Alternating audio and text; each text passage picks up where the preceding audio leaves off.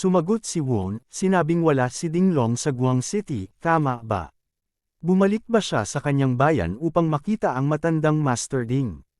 Iniisip ni Jiang Chuan, narinig kong kailangang agarang umuwi ni Yang Master sa bayan, nalaman ko na nasugatan si Liu Bing. Walang pagkakaiba ito sa pagsira ng kasal ng dalawang pamilya. Ang dalawang pamilya ay malapit ng magtalikuran sa isa't isa. Tiyak na ganun ang mangyayari. Kung hindi, bakit nagmamadali ang Young Master na bumalik? Ako ang nag-ayos ng lahat, kasalanan ko ito. Hihintayin ko na lang ang pagdating ni Young Master sa Guam City at mahuhulog ang lahat sa akin. Bago ibinaba ni Wu ng telepono sinabihan niya si Jiang Chuan na good luck sa iyo. Pagkababa ng telepono, bumaling si Wu kay Lao Dao at nagsabi, hindi maglalabas ng confidential na impormasyon si Jiang Chuan kay Dinglong. Ang isang taong nararamdamang mamamatay na, kahit gaano pa siya katapat, ay magtataksil pa rin. Ayaw ni Jiang Chuan na mamatay, pagkatapos ng lahat, ang kanyang asawa at mga anak ay nasa ibang bansa, at marami pa siyang pera sa kanyang foreign account. Kung gusto niyang tumakas papuntang abroad, tiyak na pupunta siya rito sa address para kunin ang kanyang mga gamit. Nagutos si Won kay Lao Dao, mag-ayos ka ng mga tauhan mo sa Guam City at hulihin si Jiang Chuan. Sumagot si Lao Dao, ang mga taong ito mula kay Ang Ton ay hindi ako kayang saktan. Walang saysay ang pagtatrabaho para kay Dinglong. Tinupad mo ang hiling ko, may utang ako sayo. Tutulungan kitang hulihin si Jiang Chuan. Sa sandaling iyon, may kaguluhan sa labas, at maraming tao ang dumating. Hindi maintindihan ni Lao Dao kung ano ang nangyayari at iniisip niya kung niloloko ba siya ni Won. Sa sandaling iyon binuksan ng lalaki ang pinto at pumasok. At sinabi Mr. Won, sumagot si Won ng may pag-iingat. Kayo, bumaba na lang kayo at maghintay. Kung may dumating na mga kasama, sabihan silang huwag nang umakyat. Hindi natin kailangan ng masyadong maraming tao dito. Kung pwede silang paalisan, gawin mo ito. Mag-ingat na huwag makaabala sa iba. Pagkatapos magbigay ng mga utos, nagsalita si Won, at sinabing, okay lang, Lao Dao, magpatuloy tayo. Biglang may sumagot sa telepono na isa sa mga tauhan ni Lao Dao. Sinabi ni Lao Dao, nabasa mo ba ang mensahe? Dalhin ang ilang mga lalaki papunta sa address na iyon, agad-agad. Kung makita nyo si Jiang Chuan, hulihin agad siya. Nagsalita si Won at sinabi, ang habang buhay mong panghihinayang ay natupad, ngayon ay bibigyan kita ng isa pang malaking regalo. Sabi ni Won habang may kausap sa telepono. Si Lao Dao ay nasa aking mga kamay. Kun Han, $100 milyong na ransom fee, bakit hindi mo ito isaalang-alang? Habang si Lao Dao ay hindi maintindihan kung ano ang mga nangyayari. Ang nasa kabilang linya ay nagtanong, sino ka? Sagot ni Won ng may yabang, ako si Won. Hindi mo pa ba narinig ang tungkol sa akin? Nagulat si Kun Han, at sinabi, Won, ibig sabihin ay nabigo si Lao Dao. Nagtanong uli buhay pa ba siya? Tumugon si Won, buhay pa siya. Hindi ko siya pinatay. Tanong ni Kun Han, 100 milyon. Hindi ba masyadong malaki iyon? Sa tingin mo ba ibibigay ko iyon sa'yo? Patuloy na nang aasar si Won, at sinabi pumunta siya rito para patayin ako at nahuli ko siya. Ngayon, humihingi na lang ako ng pera mula sa iyo, na sa totoo lang, napakagalang na niyan. Pagkatapos ng ilang segundong pag-iisip, sinabi ni Kun Han, ang commission fee kay Lao Dao para sa misyong ito ay 30 milyon, dagdagan pa ng 20 milyon kaya't aabot ito sa kabuoang 50 milyon. Ito ang limitasyon na kaya kong tanggapin. Dalhin mo si Lao Dao sa hangganan, ang palitan natin ng pera at hostage. Sumagot si Won at sinabi, boss talaga ang boss, iba ang ugali mo. Ikaw ang humahawak sa trabaho ni Lao Dao, paano si Ang Ton? Gusto mo bang malaman kung sino ang pumatay kay Ang Ton? Tanong ni Kun Han ng malakas, anong Ang Ton? Alam mo ba ang katotohanan? Ikinwento ni Won ang kwento ng pagkamatay ni Ang Ton. Pagkatapos ikwento ni Won ang kwento ng pagkamatay ni Ang Ton, sinabi ni Won, ngunit Kun Han, ang katotohanan na pumayag ka kay Lao Dao na tulungan si Dinglong na patayin si Wang Ruida. Sumagot si Kun Han, sinabi ba sayo ni Lao Dao ang tungkol doon? Napatawa si Won, at sinabing, kung kaya kong imbestigahan ang pagpatay ni Dinglong kay Ang Ton, bakit hindi ko malalaman ang utos ni Dinglong kay Lao Dao na patayin si Wang Ruida? Dagdag pa ni Won, si Dinglong at ako ay mortal na magkaaway. Ipapaalam ko sa pamilya Wang ang tungkol sa pagkamatay ni Wang Ruida. Sumagot si Kun Han at sinabi, tinatakot mo ba ako? Sa isip ni Lao Dao, parang gusto ng pinuno na magsimula ng digmaan. Dagdag pa niya, sabi ni Won, gusto niya ako bigyan ng malaking regalo. Ano ba talaga ang gusto niyang gawin? Pinaalalahanan ni Won si Kun Han, sinabing, walang dahilan para mag-alala.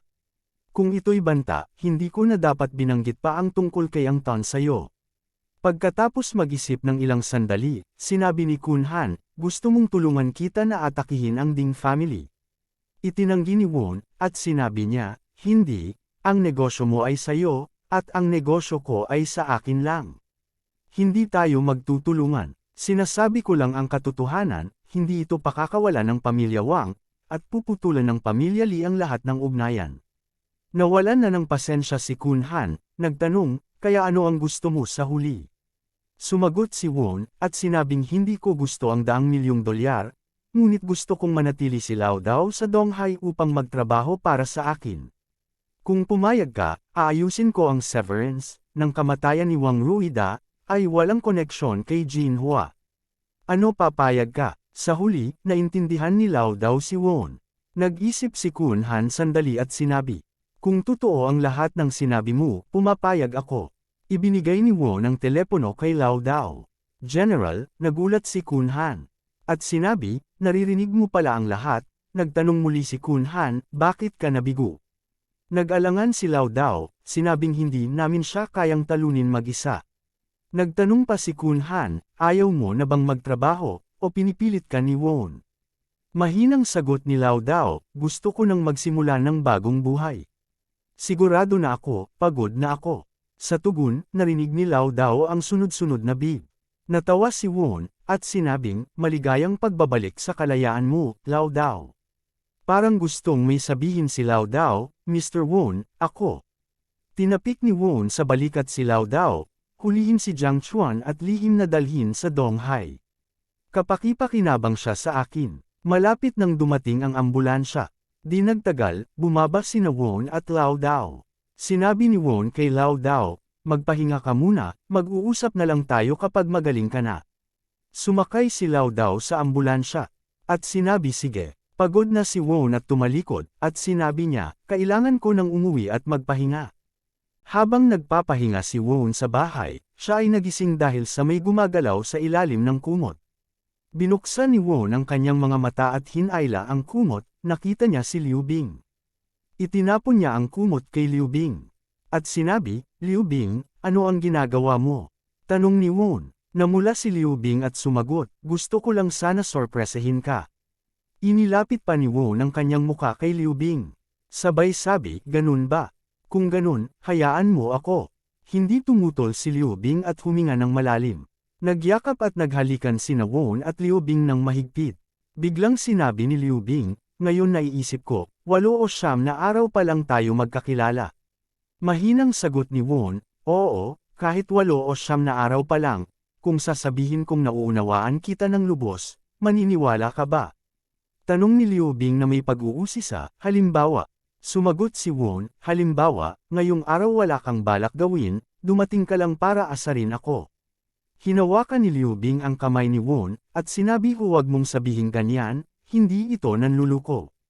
Tinitigan lang ni Won si Liu Bing. Tumayo si Liu Bing at sinabi, sige, naiintindihan ko na. Naiintindihan ko na, mahal ko. Kawawa ka naman. Pagkasabi nito, niyakap ni Liu Bing ang mukha ni Won at paulit-ulit na hinalikan. Mahal ko, huwag ka nang malungkot, maging mabait ka. Mahigpit na niyakap ni Won si Liu Bing. Naisip ni Liu Bing, ang sarap ng pakiramdam na niyayakap niya ako. Ito siguro ang tinatawag na pagmamahal. Biglang naalala ni Liu Bing, sinabing tama, dumating si Li Ruete ngayong gabi. Sumagot si Won, tungkol sa paghabol kay Lao Dao. Hindi ako galit doon. Sumimangot si Liu Bing. At sinabing hindi mo dapat siya masyadong ma-spoil, dapat magmuni-muni ang mga nagkamali at humingi ng tawad ng maayos. Sa eksaktong oras na iyon, tumunog ang pinto. Bumangon si Liu Bing mula sa kama at sinabi, nariyan na ang mga gwardya na inutusan kong bumili ng pagkain. Pagkatanggap ng mga bagay, sinabi ni Liu Bing sa gwardya, sige, mauna na kayo. Tumakbo si Liu Bing papasok sa bahay at tinawag, mahal kong Mr. Won, nasaan ang kusina? Itinuro ni Won ang lugar at sinabi, doon, Liu Bing. Gusto mo bang magluto? Nagsimulang maglabas ng mga gamit si Liu Bing mula sa bag at sinabi, oo, ipapakita ko sa iyo ang aking husay sa pagluluto. Noong nag-aaral ako sa ibang bansa, ako mismo ang nagluluto, kaya may kaunting alam ako tungkol sa lutuing Asyano at European. Nakapamewang si Won at sinabi, marunong ka palang magluto. Medyo hindi komportable si Liu Bing at sinabing, kahit hindi ako nagluto ng ilang taon mula nang nagsimula akong magtrabaho, kung marunong kang magluto, hindi mo makakalimutan. Hindi ko sinasabing mas magaling ako kay Su Qingying, pero kumpara sa isang malakas na lalaki tulad mo, mahal kong Mr. Won, marunong ka bang magluto? Habang nagsasalita si Liu Bing, nahulog ang isdang hawak niya sa mesa. Nahulog din ang isang plato sa sahig. Nagulat si Liu Bing at napasigaw. Hindi makapagsalita si Won. Tumawa si Liu Bing at yumuko, sinusubukang hulihin muli ang isda. Okay lang, swerte pa rin. Patuloy na pumipiglas ang isda, nagwiwisik ng tubig sa buong sahig. Nang makita ito nagsalita si Won, at sinabing, magbihis ka na, ako na ang maglilinis dito. Habang naliligo si Liu Bing, naisip niya na gusto niyang magluto ng pagkain at hintayin si Li Ruete at magkasama ang buong pamilya sa isang masarap na pagkain. Ayaw niyang mag-alala tungkol kay Lao Dao, pero si Won ay kasangkot sa kanyang nag-iisang nakababatang kapatid. Sinisisi ni Liu Bing ang isdang iyon. Walang oras na natitira kaya tumawag si Liu Bing ng chef para magluto. Nang pumunta siya sa kusina, narinig ni Liu Bing ang tunog ng kumukulong mantika. Nang nakita niya ang mga ulam sa mesa at hindi alam kung ano ang sasabihin. Nakita ito ni Won at nagtanong, ano ang tinitingnan mo? Naisip ni Liu Bing sa kanyang sarili, marunong siyang magluto. Ano ba ang hindi niya alam gawin? Si Won ay nagluluto, kaya kumuha siya ng litrato. Tinanong niya si Won, nakapagluto ka na ba para kay Su Qingying dati? Mabilis na sumagot si Won, hindi pa. Kung hindi natin bibilanggan ang mga lutong bahay, wala pa akong nilulutuan na ibang babae maliban sa iyo. Ikaw ang una. Sana rinag na mula si Liu Bing. Niyakap ni Liu Bing si Won at hinalikan siya. Hinayaan ni Won si Liu Bing na yakapin siya ng sandali bago nagsabi, sige na, hindi pa naman huli. Marami pang mga ulam na kailangang tapusin. Darating na si Li Ruete. Ilang sandali pa at dumating na si Li Ruete. Ngumiti si Liu Bing, at sinabi, kain na tayo, si bayaw mo ang nagluto ng lahat. Kumain si Li Ruete at agad na tinaas ang kanyang hinlalaki. At sinabi, ang galing mo bayaw. Ito na ang pinakamasarap na pagkain na natikman ko sa buong buhay ko. Napakunot ang noo ni Liu Bing at tahimik na naisip, kung magsusorry ka ng maayos. Huwag lang puro papuri, kahit na napakasarap nito hanggang sa lumuha ako. Nagsalita si Won, sinabing, Liu Bing, kumain ka na rin. Tumango si Liu Bing at sinabing, oo. Hindi makapaniwala si Liu Bing sa lasa ng pagkain. At inisip napakasarap nito, hindi matatalo ng kahit sinong Michelin chef. Totoo ngang napakahusay ng kanyang kasintahan. Nang makita ito, sinabi ni Won, kung masarap, kumain pa. Kung gusto pa nito ni Li Ruete, maaari kang pumunta dito kahit kailan mo gusto. Pwede kaming magluto para sa iyo kahit kailan. Sa narinig na sinabi ni Won, namumulang lumuluha sumang-ayon si Li Ruete. Pagkatapos ng pagkain, umalis si Li Ruete na masaya at si Liu Bing ay samandal sa mga bisig ni Won. At sinabi, mahal, hindi na maaga, magpahinga na tayo. Sumagot si Won, Liu Bing, akala ko hindi to pwede. Pinatong ni Liu Bing ang kanyang daliri sa labi ni Won, at sinabi, lagi namang may paraan, kahit na hindi ito maginhawa, hahanap ka ng paraan. Kinabukasan, tinanong ni Won si Liu Bing, bakit ka nagsipilyo ulit? Nagsipilyo ka na kagabi bago matulog, tapos nagsipilyo ulit pagkatapos ng 5 oras na ehersisyo, tapos nagsipilyo ulit alas 7 ng umaga. Hindi ka ba natatakot masira ang iyong toothbrush?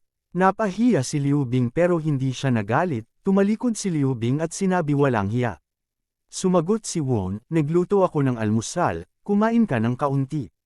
Si Liu Bing ay naglalagay ng lipstick at sinabing, hindi na ako kakain. Kailangan kong pumunta sa opisina para magtrabaho. Pupunta ka ba sa opisina ngayon? Sumagot si Won habang nagsusuot ng kanyang damit. Hindi, may trabaho akong gagawin. Nagtanong muli si Liu Bing, hahanapin mo ba si Wu Yeong? Umiling si Won, at sinabing, hindi. Bago umalis si Liu Bing, hinalikan niya si Won at sinabing, magpakabait ka. Pupunta na ako sa opisina. Pumunta si Liu Bing sa opisina upang harapin ang isang tambak ng trabaho. Bigla siyang tinawagan ni Su Qingying, at nagtanong, Miss Lee, alam mo ba kung nasaan si Won? Nabigla si Liu Bing, ano? Ano ang ibig mong sabihin na hindi mo siya mahanap? Tumanggi si Su Qingying, at sinabi, hindi, sabi niya wala siya sa Donghai. Tinanong ko siya pero hindi siya sumagot. Pinakalma ni Liu Bing si Su Qingying, at sinabing, okay, hayaan mo akong magtanong. Huwag kang magmadali. Pagkatapos ng tawag, tinawagan agad ni Liu Bing si Won, at nagtanong, nasaan ka, mahal kong Mr. Won? Sumagot si Won, nagtatrabaho. Tinanong ulit ni Liu Bing, nasaan ka? Ano ang ginagawa mo? Sa kabilang linya, bago pa makasagot si Won, may narinig siyang boses ng isang babae, ano ang ginagawa mo? Bakit ka sumasagot ng telepono? Agad na napansin ni Liu Bing ang boses ng isang babaeng hindi niya kilala. Napakunot ang noo ni Liu Bing, at sinabing, kasama mo na naman ang babaeng iyon. Hindi ka ba natatakot na malaman ni Su Qingying? Mabilis na pinutol ni Liu Bing ang usapan, sige na, mahal kong Mr. Won, magtrabaho ka na. Hindi kita guguluhin pa. Samantala, sa panig ni Won, siya ay nasa isang bar. Na maririnig ang boses ng isang babaeng nagreklamo na sinasabi nito, hindi man lang tayo nag-usap ng 2 sentence, ilang tawag ba yan? Hindi siya pinansin ni Won sa halip sinagot si Liu Bing at sinabi kay Liu Bing, sige ibababa ko na. Pagkatapos hinarap ni Won si Rusong. Nagsalita si Rusong sinabi niya, kaibigan ko, bakit hindi mo na lang sabihin, huwag na nating sayangin ang ating oras. Sumingit naman ang babaeng may lilang buhok. Sinabing fifth elder, pinaglalaroan ka lang niya, tingnan mo, may isa pang tawag. Pagkatapos magsalita ng babaeng may lilang buhok, tumunog muli ang telepono ni Won. Sinabi ulit ng babae, sabi ko na sayo. Galit na sumigaw si Rusong, niloloko mo ba ako? Tumayo si Rusong at itinutok ang baril kay Won, at sinabing, kung talagang gusto mong makipag-usap, itapon mo na lang ang sirang telepono na yan. Ngunit bago pa matapos magsalita si Rusong, mabilis na kinuha ni Won ang baril at itinutok ito kay Rusong. Hindi maintindihan ni Rusong ang nangyayari, inisip bakit nasa kamay niya ang baril. Habang ang babae na may lilang buhok ay sumigaw. Agad na tumayo ang mga tauhan ni Rusong at sumigaw, Boss, paano nagawa ng punk na to? Nagsisigawan sila at itinutok ang baril kay Won. Sa mga sandaling iyon, muling tumunog ang telepono ni Won. Pinagpapawisan na sinabi ni Rusong, ang iyong telepono ay nagriring aking kaibigan, gusto mo bang kunin ito? Kinuha ni Won ang telepono at sinagot, hello. Ang boses sa kabilang linya ay nagtanong, nandyan ka ba sa tabi ng babaeng iyon? Ang tagal mo namang sumagot. Simple lang ang sagot ni Won, at sinabi, busy ako. Ang boses sa kabilang linya ay nagreklamo, isang araw ka nang hindi tumatawag. Wala ka talagang konsensya, tumugon si Won, at sinabi, bakit nagmamadali ka? Namimiss mo ba ako? Ang taong nasa kabilang linya pala ay si Wu Yeong. Sumagot si Wu Yeong, at sinabi I do, miss you so much hindi ko na kaya, napanaginipan pa kita kagabi. Nagpatuloy si Wu Yeong, nagtanong pwede bang sabay tayong lumabas para mananghalian? O, kasama mo ba si Liu Bing? Sumagot si Won, at sinabi, nasa labas ako ng Donghai. Babalik ako sa Donghai sa loob ng 2 araw. Nagtaka si Wu Yeong, nasa labas ka na pala. Sige, hindi na ako magsasalita pa. Abala ka na. Sinabi ni Won, sige, tatawag ako ulit mamaya. Habang nasa telepono si Won, biglang sumugod mula sa likod ang isang tauhan na may dalang kutsilyo. Agad na humarap si Won at pinutok ang baril, dahilan upang mahulog ang kutsilyo mula sa kamay ng tauhan. Ilang beses pang pumutok si Won, lahat ng bala ay tumama sa kutsilyo. na nagpaikot nito sa ere na parang nasa isang action movie bago ito bumagsak sa lupa. Lahat ay tila natigilan at natahimik.